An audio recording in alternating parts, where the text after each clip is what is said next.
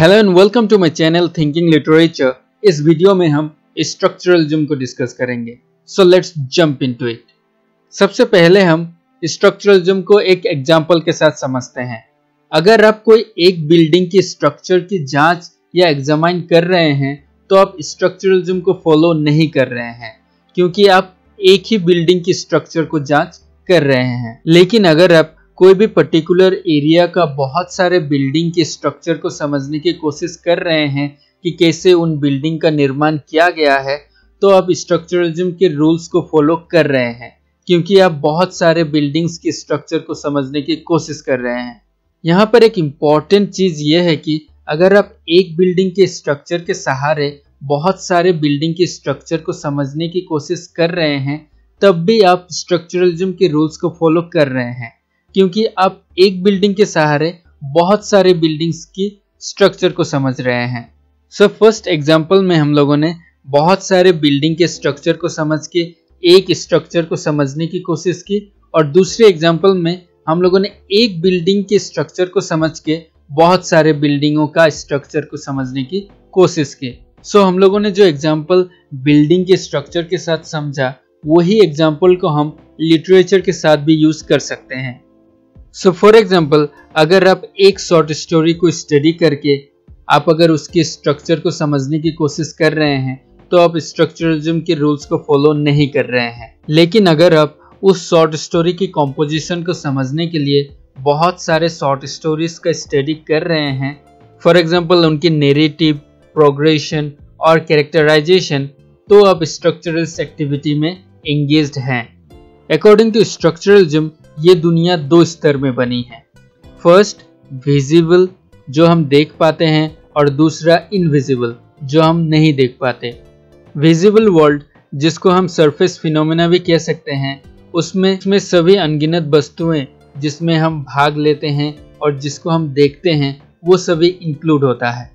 और invisible world में ऐसी स्ट्रक्चर्स होती हैं जो इन सभी घटनाओं को व्यवस्थित करती है, ताकि हम उन पर समझ बना सके।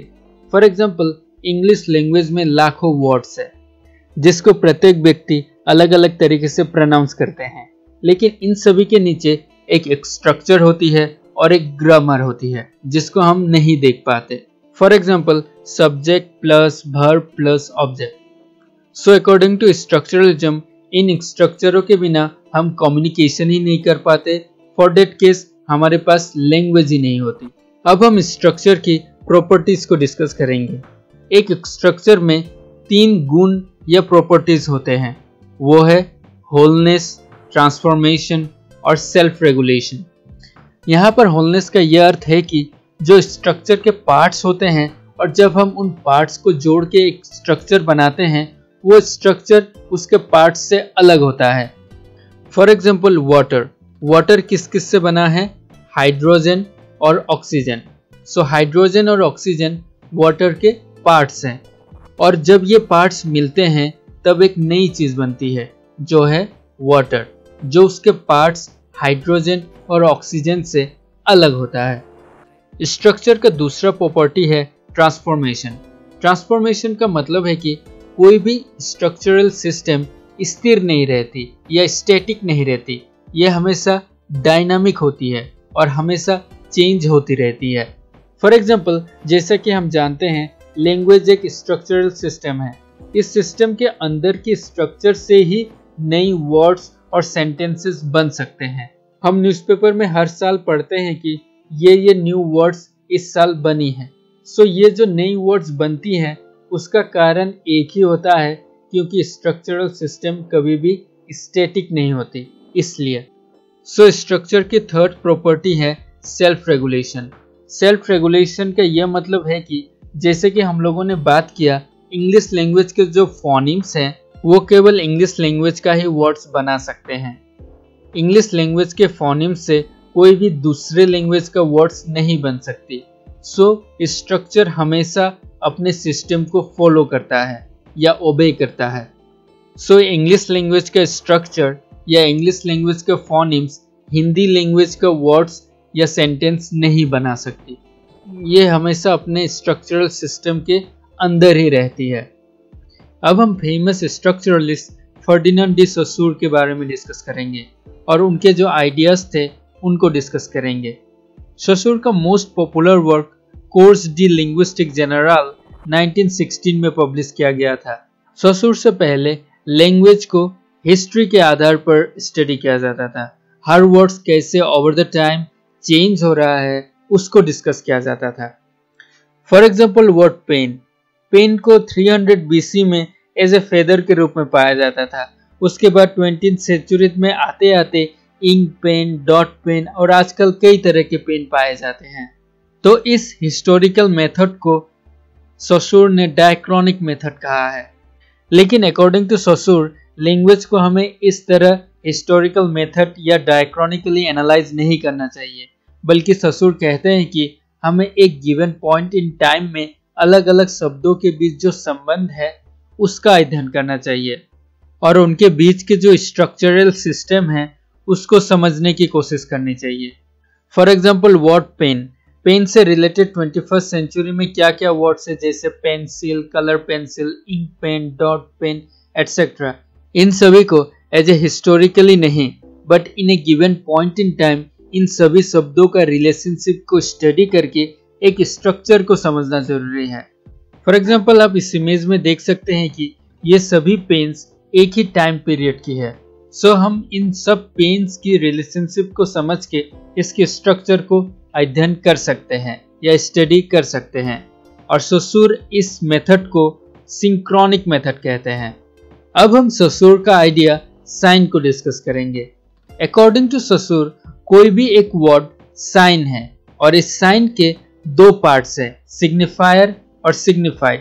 सिग्निफायर एक साउंड इमेज है और सिग्निफाइड वो कॉन्सेप्ट है जहां हमें वो साउंड लेके जाता है। फॉर एग्जाम्पल ट्री जो साउंड है वो है सिग्निफायर और जब हमें वो साउंड एक कॉन्सेप्ट में लेके जाता है जैसे कि एक लकड़ी और उसमें हरी पत्ते, तो वो एक सिग्निफाइड है। अकॉर्डिंग टू सोसूर सिग्निफायर और सिग्निफाइड के बीच कोई इनहेरेंट कनेक्शन या नेसेसरी कनेक्शन नहीं है।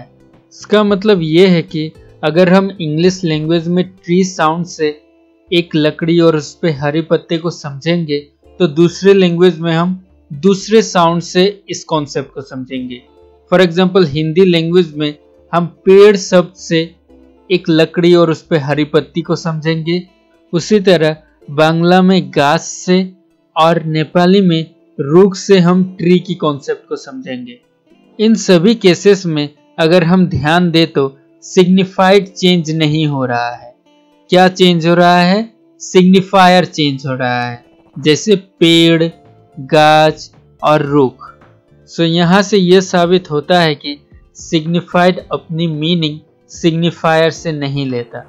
सो अगर सिग्निफाइड सिग्निफायर से मीनिंग नहीं लेता और इनके बीच कोई इनहेरेंट कनेक्शन नहीं है, सो सिग्निफाइड अपनी मीनिंग कहाँ से लेता है?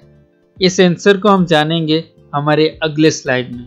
इसका आंसर देते हुए सोसूर कहते हैं कि कोई भी सिग्निफायर कोई भी चीज सिग्निफाई करती है नॉट बिकॉज उसका कोई कनेक्शन है सिग्निफाइड या उस कॉन्सेप्ट से, बट बिकॉज उस सिग्निफायर का दूसरे और सिग्निफायर से with in a particular language system binary या अपोजिट रिलेशनशिप है, इस वजह से। फॉर एग्जाम्पल वर्ड ट्री जो भी सिग्निफाई करता है इसलिए करता है क्योंकि उसी लैंग्वेज में, मतलब इंग्लिश लैंग्वेज में, और जो दूसरे सिग्निफायर्स हैं जैसे बर्ड, डॉग, कैट, ये सब वर्ड ट्री से अलग है। अगर हम हिंदी लैंग्वेज से एक एग्जांपल ले तो फॉर एग्जांपल वर्ड बिल्ली इसलिए एक कॉन्सेप्ट रेफर करती है क्योंकि जो और दूसरे वर्ड्स है with in a particular language system, for example Hindi language का कुत्ता, शेर, भालू, ये सब बिल्ली वर्ड से अलग है।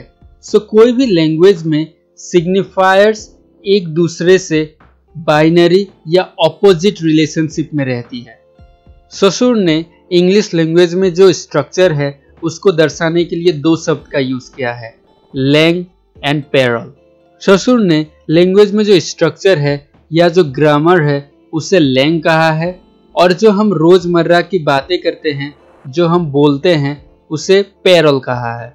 सो जो स्ट्रक्चरलिस्ट है वो लैंग की स्टडी करेगा और पैरोल उसके लिए इसलिए इम्पोर्टेंट होगा क्योंकि वो लैंग को रिवील करेगा।